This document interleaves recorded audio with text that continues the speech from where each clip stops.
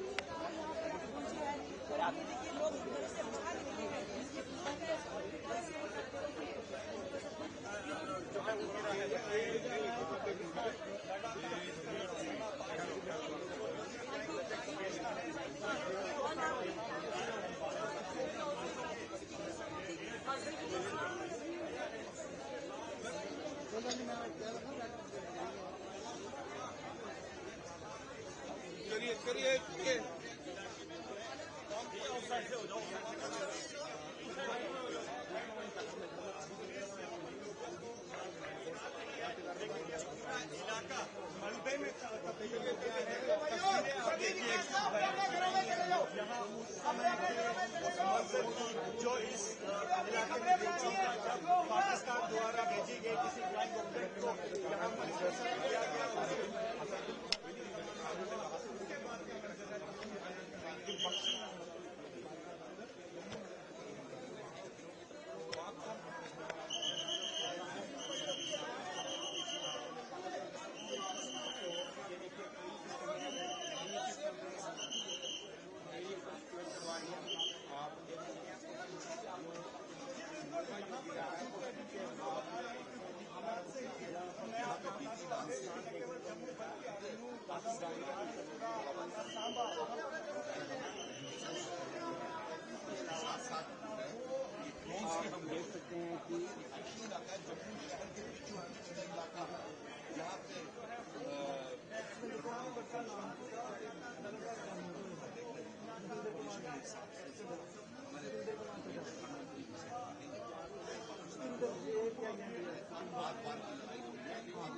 लोगों के मनोबल यहाँ पे, ये गाड़ियाँ भी यहाँ पे तबाह।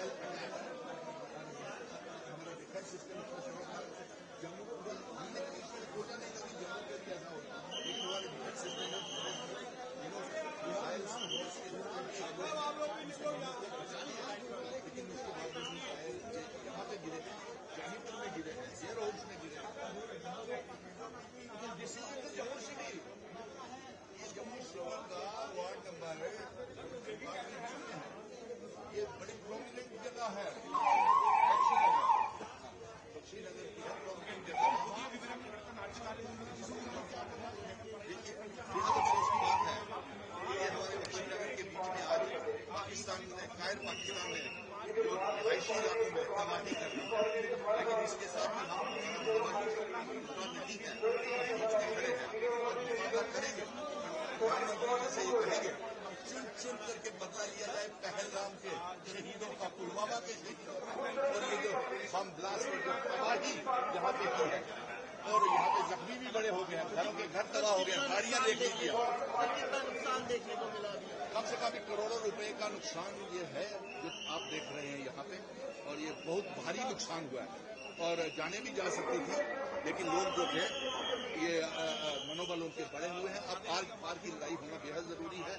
हम ये चाहेंगे कि हाफिज सईद, अजहर मसूद और ISI का चीफ मीर खान, शहबाज शरीफ को जब तक मौत के घाट नहीं उतारा जाता ये जंग बंद नहीं होनी चाहिए। दूसरा, हम ये लेफ्टिनेंट गवर्नर, प्राइम मिनिस्टर साहब से और चीफ मिनिस्टर साहब से ये मांग करेंगे कि एक रिलीफ फंड, ऑपरेशन सिंदूर रिलीफ फंड खड़ा किया जाए और तमाम 90 के 90 MLAs जो हैं जम्मू कश्मीर के, x MLAs, x MLCs, minister, chief minister अपनी 6 महीने की तनख्वाह जो है ऑपरेशन सिंदूर रिलीफ फंड में डालें, ताकि जो ये तबाहियां हुई है उसको हम से जगह भरपाई कर सकें और जो बॉर्डर से माइग्रेट होकर के आए हैं लोग उनकी हम खाने पीने की व्यवस्था, रहने की व्यवस्था कर सकें।